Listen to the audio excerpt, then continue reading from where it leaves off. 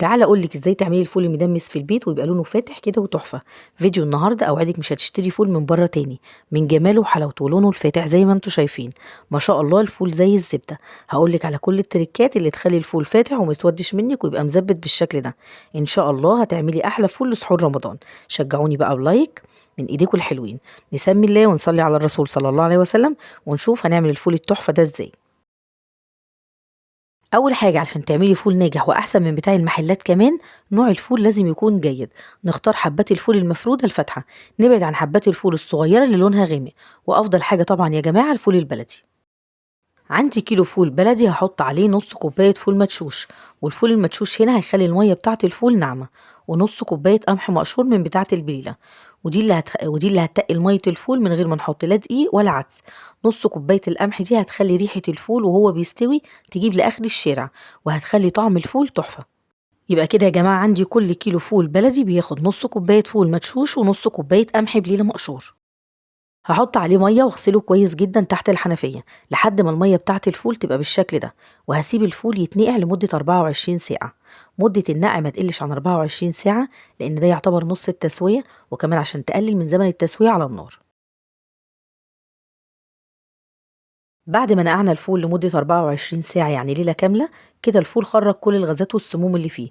والخطوة دي مهمة جدا يا جماعة عشان الناس اللي بتتعب من أكل البقوليات. شايفين الفول حجمه الضعيف وبقى بالشكل ده. طبعا أنا كنت حطيت على الفول مية كتيرة فمحتاجتش إن أنا أحط عليه مية تاني أثناء عملية النقع.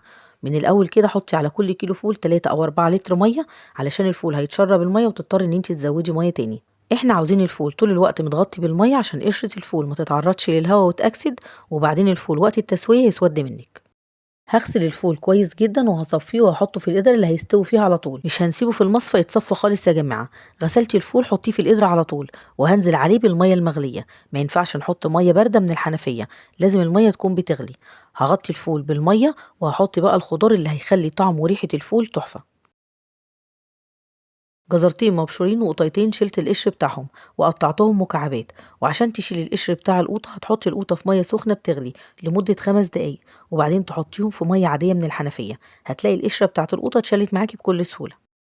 وهحط بصلاية متوسطة مقشراها ومقطعاها مكعبات، وهحط عصير ليمونة كبيرة وشريحة ليمون بقشرها، وده عشان نضمن أكتر النتيجة أثناء التسوية.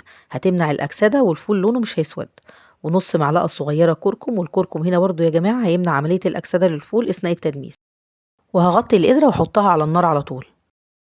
هحط الفول على نار وسط، واول ما يغلي ويبتدي يفور هوطي النار. هخلي النار شمعة. نار التسوية يا جماعة كل ما كانت هادية وخفيفة كل ما كان الفول أطرى وأنعم.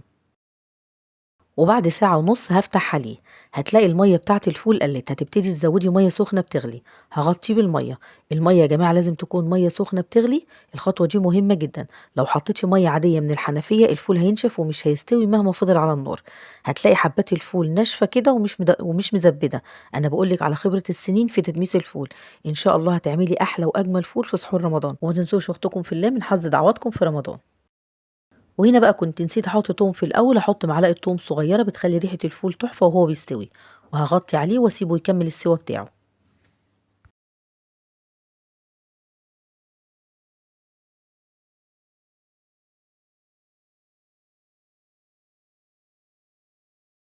وبعد 4 ساعات هقلب الفول، خلاص كده هو قرب يدخل في التسويه. وفي المرحله دي هحط معلقه صغيره بابريكا وهزود ميه، وهغطيه واسيبه يكمل السوا بتاعه.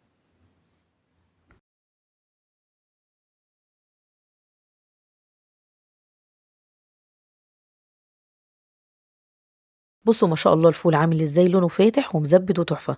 هضرب بس وش القدر ضربتين بالهاند بلندر علشان البصل والقوطه اللي على الوش يدوبوا مع الفول. شايفين ما شاء الله. بعد النهارده مش هتشتري فول من بره تاني. ريحته وطعمه ولونه في منتهى الجمال، حاجه كده روعه.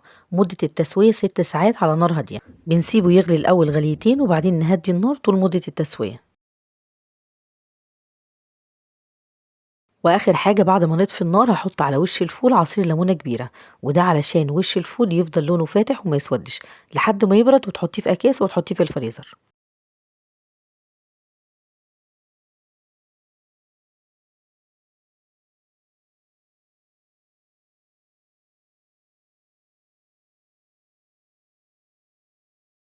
حبيت اصور لكم الفول بعد ما يبرد خالص عشان تشوفوا لونه وشكله عامل ازاي. شايفين ما شاء الله الفول فاتح ولونه زي ما هو، لا اسود ولا جراله اي حاجة بعد ما برد.